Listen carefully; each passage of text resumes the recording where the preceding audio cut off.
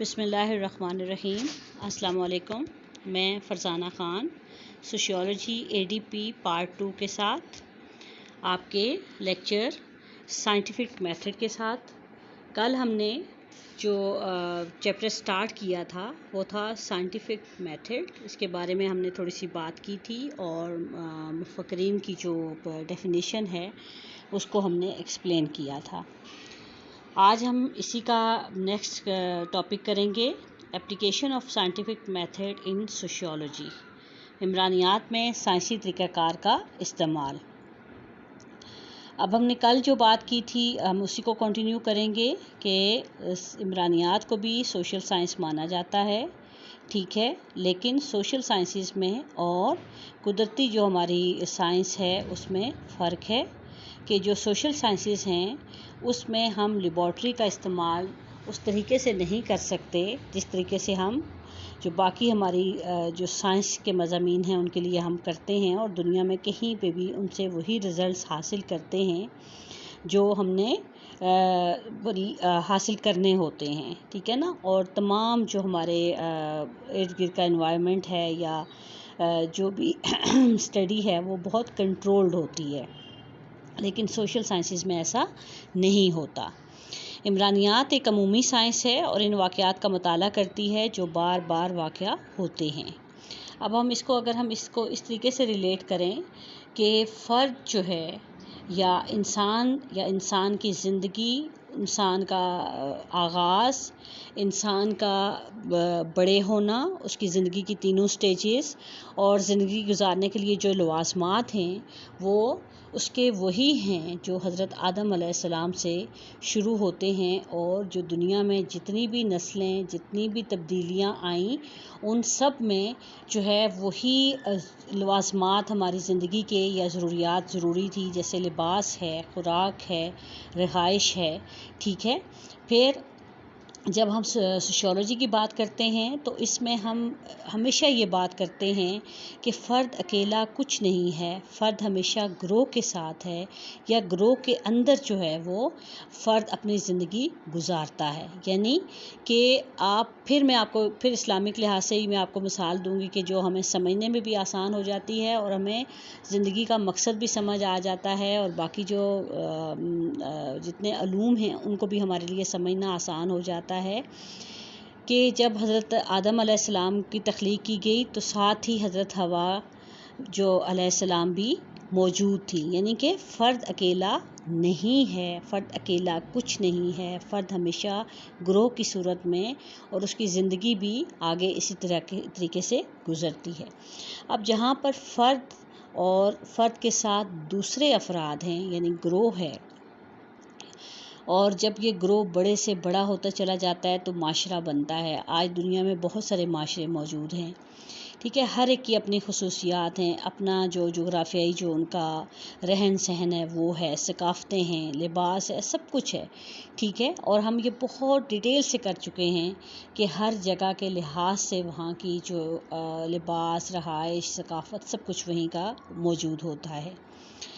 اب ہم اصل جو بات کر رہے تھے وہ یہ تھی کہ جب فرد کے ساتھ تعلق ہے، فرد کا افراد کے ساتھ تعلق ہے، تو زندگی گزارنے کے لیے جہاں سب پازیٹیو چیزیں اور سب اچھائیاں ہم دیکھتے ہیں تو وہاں پہ ہمیں یہ بھی نظر آتا ہے کہ کہیں نہ کہیں تصادم بھی ہو رہا ہے، کہیں نہ کہیں جو ہمارا ذہنی فرق ہے، جو اللہ تعالیٰ نے ہر انسان کو دوسرے سے مختلف پیدا کیا ہے، نہ صرف شکل و صورت میں بلکہ ہم ایک ہی گھر میں رہنے والے جو بہن بھائی ہیں، ہمارے تمام کے جو ذہن ہیں وہ ایک دوسرے سے مختلف ہوتے ہیں، ہم ایک دوسرے سے ہماری سوچ مختلف ہوتی ہے، کردار مختلف ہوتا ہے، زندگی گزارنے کا انداز مختلف ہوتا ہے، زندگی کو مشاہدہ کرنا، مطالعہ کرنا، زندگی کو اڈاپٹ کرنا، زندگی میں سٹرگل کرنا، زندگی میں آگے بڑھنے کی جو اسپرٹ ہے وہ، یعنی کہ ہمارے ایموشنز کے بعض بہت ہائپر ہوں گے بہن بھائیوں میں سے، بعض بہت کول ہوں گے،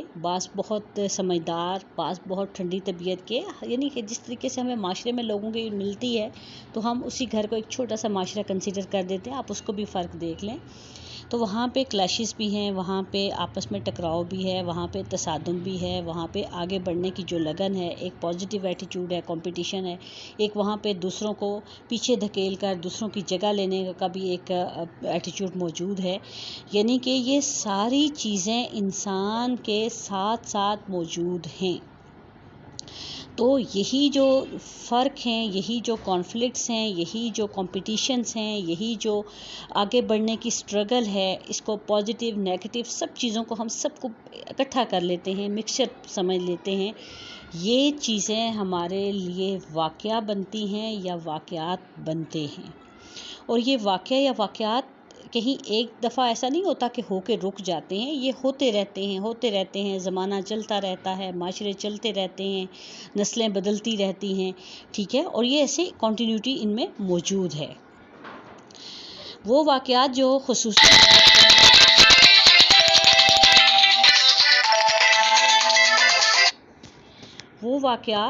خصوصی نوعیت کے ہیں اور ان کا دوبارہ واقع ہونا متوقع نہیں، یہ تاریخ میں مطالعہ کیے جاتے ہیں. جیسے کہ 1939 کی دوسری جنگ عظیم جو پھر کبھی نہیں ہوئی، لیکن جنگ ایک عمومی واقعہ ہے، اس کے اسباب معلوم کیے جا سکتے ہیں کیونکہ عمومی واقعات کا مطالعہ بار بار کیا جا سکتا ہے. ان کے نتائج کی تحقیق و تصدیق ہو سکتی ہے. ان کے واقع ہونے میں ایک ترتیب اصول پایا جاتا ہے اور اسی ترتیب و اصول کو جو ہے وہ معلوم کرنا عمرانیات کا بنیادی مقصد ہوتا ہے. کہ اب ہم نے یہاں پہ جنگ عظیم کی مثال دی ہے کہ جنگ عظیم جو 1939 میں ہو گئی وہ پھر کبھی دوبارہ نہیں ہوگی. کیوں نہیں ہوگی؟ 1939 گزر گیا، وہ ڈیٹ گزر گئی، وہ سال گزر گیا، وہ مہینہ گزر گیا. اب اگر کوئی جنگ ہوگی تو وہ ایک اور جنگ ہوگی، ٹھیک ہے، وہی رپیٹ نہیں ہوگی، وہ اسباب نہیں ہوں گے، وہ نتائج نہیں ہوں گے.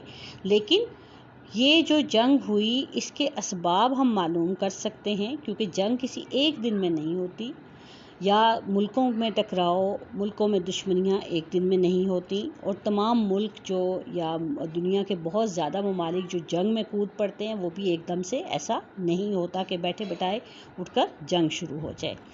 اب اس کے اندر جو ہم نے تحقیق کرنی ہے، اس کی جو تصدیق کرنی ہے اور اس کے جو واقعات جو تھے ان میں جو ترتیب تھی اسی کو جو ہے وہ معلوم کرنا کیا ہے؟ عمرانیات کا بنیادی مقصد ہے. عمرانیات واقعات کا مطالعہ کر کے عمومی اصول وضع کرتی ہے جس کے لیے سائنسی طریقہ کار استعمال کیا جاتا ہے. ایسے واقعات میں جرائم، طلاق وغیرہ بھی ہے.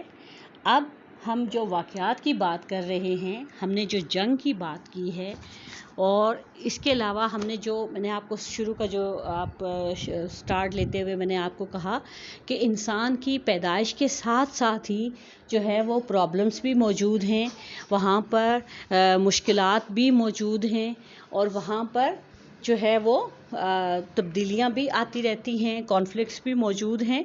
ان سب کے باوجود جو ہے جیسے جنگ کی مثال ہے کہ جنگ 1939 میں بھی ہوئی، اس سے پہلے بھی ہوئی اور اللہ نہ کرے کہ اب ایسا پھر کوئی واقعہ دنیا میں ہو. وباؤں کی جس طرح سے ابھی جو آپ کا ایپیڈیمک گزرا ہے، پینڈیمک کا جو ٹائم تھا، اس سے پہلے بھی اگر آپ ہسٹری کھول کے دیکھیں تو بہت سی وبائیں دنیا میں آتی رہی ہیں، ٹھیک ہے. اس کے بعد زمانے اور نسلوں میں بہت رہن سہن میں بہت فرق آئے ہیں، ٹھیک. اسی طرح سے جو ہماری ڈیلی لائف ہے جس میں جرائم ہیں، جرائم کی کوئی بھی قسم آپ اٹھا کے لے لیں، چوری ہے، ٹھیک ہے، ڈکیتی ہے، زمانوں کے حساب سے چینج آیا ہے. کہ پہلے زمانے میں اگر آپ کوئی پرانی مووی کو نکال کے دیکھ لیں تو ڈاکوؤں کا ایک گروہ ہوتا تھا، ڈھاڈے باندھے ہوتے تھے منہ پہ اور مطلب کہ پہچانے نہ جائیں، اور اسلحہ ان کے ہاتھوں میں تھا. اسلحے سے پہلے ڈنڈوں کا زمانہ ہوا ہوگا تو وہ شہروں پر اور اس طرح سے ان کو لوٹتے تھے اور گروہ کی صورت میں. پھر اس کے بعد اسلحے کا زمانہ آیا، پھر ایسا بھی زمانہ آیا کہ تیज़ رفتار دنیا میں کلیشنکوف کا استعمال ہوا کہ ایک بندے نے بھی بہت سارے لوگوں کو جو ہے وہ قابو کر لیا. پھر اب آپ دیکھیں کہ آج کی جو ڈکیتیاں ہیں وہ کیسے ہیں کہ ملکوں کے سے دوسرے ممالک کے جو ہے وہ کمپیوٹر کے ذریعے ہیں، آپ کے جو جدید ٹیکنالوجی کے ذریعے ہیں. اربوں خربوں روپے ایک بینک سے ایک ملک سے دوسرے ملک میں ٹرانسفر ہو جاتے ہیں، پتہ بھی نہیں ہوتا. اور آپ کے اکاؤنٹس جو ہیں وہ وہاں سے چوری ہو جاتے ہیں پیسے، اس کا بھی نہیں پتہ چلتا.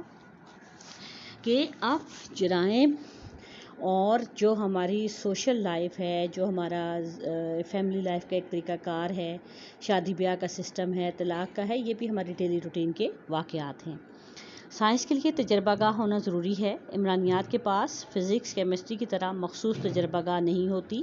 طبعی علوم اپنی تحقیقات اپنی تجربہ گاہوں میں اس طرح کرتے ہیں کہ بیرونی عوامل پر ضبط قائم کیا جائے اور تحقیقات پر بیرونی اثرات سے پاک ہوتی ہیں. ان کے نتائج تقریباً 100% درستی کا معیار حاصل کر لیتے ہیں کہ ان کی جو لیبارٹریز ہیں ان میں وہاں پہ جو تجربات کیے جاتے ہیں وہاں پہ انہیں یہ یقین ہوتا ہے کہ ہم 100% جو ہیں اس کے نتائج حاصل کر لیں گے.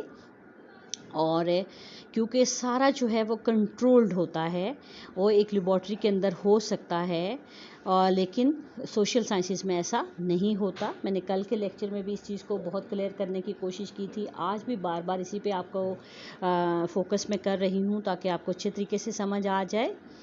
عمرانیات بھی سائنسی طریقہ کار کو اپنا کر اپنے تجربات کرتی ہے، لیکن اس کے تجربات انسانی کردار اور گروہی وظائف ہیں. انسان کو کیمسٹری کے مادہ سامان کی طرح ٹیسٹ ٹیوب میں نہیں ڈالا جا سکتا، اور نہ ہی اس پر تیزاب اور سردی گرمی وغیرہ کے اثرات کا جائزہ لیا جا سکتا ہے. نہ ہی ہم خودکشی کرانے کا تجربہ کر سکتے ہیں، جیسے ہم نے پچھلے چیپٹر میں پڑھا. ڈرخائم کے نظریات ہیں، اس کی اقسام ہیں. نہ چوری اور قتل کے واقعات بطور تجربہ ہم کروا سکتے ہیں. نہ جو فیملی لائف میں انتشار ہیں، چاہے وہ ہسبینڈ وائف میں ہیں، چاہے وہ بھائیوں میں ہیں، چاہے وہ پیرنٹس اور بچوں میں ہیں، چاہے وہ اپنے رشتہ داروں میں ہیں، ہم ایسا کوئی تجربہ نہیں کر سکتے. اور نہ ہی ہم خود سے کسی قسم کا انتشار پیدا کر سکتے ہیں. کیوں نہیں کر سکتے؟ اس لیے کہ کسی کی زندگی کو تباہ کرنا، ڈسٹرب کرنا، نقصان پہنچانا انسان کے لیے جو ہے وہ اچھی بات نہیں ہے. نہ ہی اس کے مذہبی تعلیمات ہیں اور نہ ہی اس کی انسانیت جو ہے وہ اس کو الاؤ کرتی ہے. بلکہ عمرانیات معاشرتی واقعات کا مطالعہ وہاں کرتی ہے جہاں یہ واقعات ہمارے ارد گرد معاشرتی زندگی میں خود بخود رونما ہو رہے ہوتے ہیں. یعنی کہ جو واقعات ہو رہے ہیں، جو تبدیلیاں آ رہی ہیں، جو زمانے میں جو کچھ حالات بن رہے ہیں، چاہے وہ ترقی کی طرف ہیں، چاہے وہ تنزلی کی طرف ہیں، چاہے وہ معاشروں کا استحکام ہے، چاہے وہ معاشروں کا تنزل ہے، ٹوٹ پھوٹ ہے، چاہے وہ جنگیں ہیں، چاہے وہ خاندانی زندگی ہے، سب کچھ جو ہے وہ جو کچھ خود بخود ہو رہا ہوتا ہے اسی کو جو ہے وہ ہم آبزرو کر رہے ہوتے ہیں، اسی پر ہم ریسرچ کر رہے ہوتے ہیں، اسی سے ہم جو ہیں وہ رزلٹس نکال رہے ہوتے ہیں. ان مخصوص حالات اور اس واقعے کی حقیقی نوعیت کو معلوم کرنا آسان کام نہیں ہے. اب یہ کہ بہت آسان لگتا ہے کہ ہم کہہ دیتے ہیں کہ جو کچھ معاشرتی زندگی میں ہو رہا ہے ہم اسی کو اسٹڈی کر لیتے ہیں اور ان واقعات کی اور ان حالات کی حقیقی نوعیت کو ہم معلوم کر لیں گے. تو یہ اتنا آسان نہیں ہے، کیونکہ ہمیں پتہ ہے کہ جس طرح سے انسانی نظام، انسانی دماغ، انسانی کردار کمپلیکیٹڈ ہے، اسی طرح سے جو ہے ان واقعات کی ریزنز معلوم کرنا، ان کی حقیقی نوعیت معلوم کرنا بہت کمپلیکیٹڈ ہے. کیونکہ اس میں فرد انوالو ہوتا ہے. جہاں پر فرد انوالو ہوتا ہے وہاں پر چیزیں جو ہیں وہ ہم انسان کی زندگی، اس کے واقعات، اس کے حالات، اس کے رزلٹس کے لیے ہم میتھ کا فارمولا 2+2 نہیں دے سکتے جس کا آنسر ہمیشہ 4 آتا ہے. ٹھیک ہے. ان حالات کا مطالعہ جو اس واقعے کا سبب بنتے ہیں عمرانیات میں تجربہ کہلاتا ہے. اب وہ تمام واقعات جو کسی بھی قسم کے حالات کی ریزن بنتے ہیں وہی عمرانیات کا تجربہ کہلاتا ہے. ظاہر ہے ایسا واقعہ بیرونی عوامل کے اثرات سے بھی محفوظ نہیں رہا ہوگا، اس لیے عمرانیات کی معلومات 100% درست نہیں ہوتی. پھر بھی عمرانیات بہت سے عوامل پر سائنسی طریقہ کار سے ضبط قائم کرنے کی کوشش کرتی ہے کہ عمرانیات کی جو معلومات ہیں اس کو ہم 100% درست نہیں کہہ سکتے. کیوں نہیں کہہ سکتے؟ کیونکہ وہ واقعات، حالات جو معاشرے میں ہو رہے ہیں، ہم ان کو جو ہے وہ اسٹڈی کر رہے ہوتے ہیں اور بہت سارے عوامل اس میں شامل ہوتے ہیں، اور سائنسی طریقہ کار سے ہم اس کو ضبط کرنے کی کوشش ضرور کر سکتے ہیں، کر نہیں پاتے.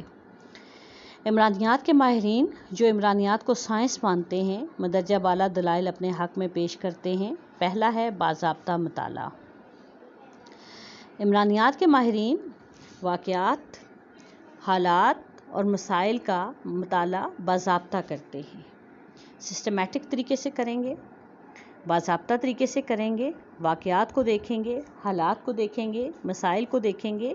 معاشرتی حالات کو بطور عام آدمی کے مشاہدہ نہیں کرتے، بلکہ اپنی تحقیق سائنسی طریقہ کار کے مطابق کرتے ہیں. سائنسی طریقہ کار میں سائنس کے وہ تمام اصول شامل ہیں جو سائنسی علوم میں استعمال ہوتے ہیں، کہ وہ تمام اصول، وہ تمام ضابطے، وہ تمام قواعد ہم اپلائی کرتے ہیں جو ہم باقی سائنسی علوم میں استعمال کرتے ہیں. عمرانیات کے طلبہ بھی اپنی تحقیق میں اپنے طریقوں کا استعمال کرتے ہیں. ایسی تحقیق کو ہم باضابطہ کہہ سکتے ہیں. اب باضابطہ ہونے کی دوسری خوبی یہ ہے کہ واقعات کا بے حساب مطالعہ نہیں کیا جاتا، بلکہ جہاں واقعہ موجود ہوتا ہے اس آبادی کا تعین کیا جاتا ہے، جسے ہم کائنات کہتے ہیں. دوبارہ سے سن لیں کہ جو واقعات، دنیا بہت بڑی ہے، معاشرے بہت زیادہ ہیں، بڑے بڑے معاشرے ہیں، ٹھیک ہے، حالات، واقعات، مسائل سب کے ڈیفرنٹ ہیں. اب ہم سب کو ایک ہی اس پہ لا کے اپلائی نہیں کرتے، بلکہ جہاں پر واقعات ہوتے ہیں، جہاں پہ واقعہ موجود ہے، اسی آبادی کا تعین کریں گے اور اسی کو ہم اپنے یونیورس یا کائنات مان لیتے ہیں. اس پوری کائنات میں واقعہ مطالعہ ہمارے بس سے باہر ہے، اس لیے ہم پوری کائنات میں سے کچھ افراد کا انتخاب کر لیتے ہیں. اس کو بک پہ بھی انڈرلائن کر لیں آپ لوگ کہ پوری کائنات، جو پوری دنیا کے لوگ، اس کی بہت ساری چیزیں، بہت کمپلیکیشنز اس میں آ جائیں گی، ہم ان کا مطالعہ نہیں کریں گے. ہم اس میں سے کچھ لوگوں کو منتخب کر لیں گے اور ان افراد میں اس واقعے کا مشاہدہ کیا جا سکتا ہے، اور ان افراد کا نمونہ کہتے ہیں. اس نمونے پر حقائق معلوم کر کے پوری کائنات پر ان کا اطلاق کر دیا جاتا ہے، جس سے حقائق کائنات کی نمائندگی کرتے ہیں. اس طرح تھوڑے وقت، تھوڑے پیسوں اور تھوڑی محنت سے زیادہ وسیع آبادی کے لیے نتائج حاصل کر لیتے ہیں. ٹھیک ہے، اور اس عمل کو ہم باضابطہ مطالعہ کہتے ہیں.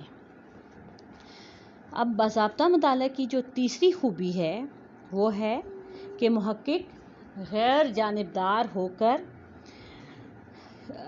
حقیقت پسندی کو اپنائے. جو حقائق اسے جس طرح سے حاصل ہو رہے ہیں ان کو اسی طرح پیش کرے، اپنی مرضی سے اس میں رد و بدل نہ کرے. جو حقائق اسے اس طرح حاصل ہوں گے وہ قابل اعتماد ہوں گے اور عمران علم کی تشکیل میں مفید ہوں گے. اس مقصد کے حصول کے لیے محقق کی تربیت بہت ضروری ہے.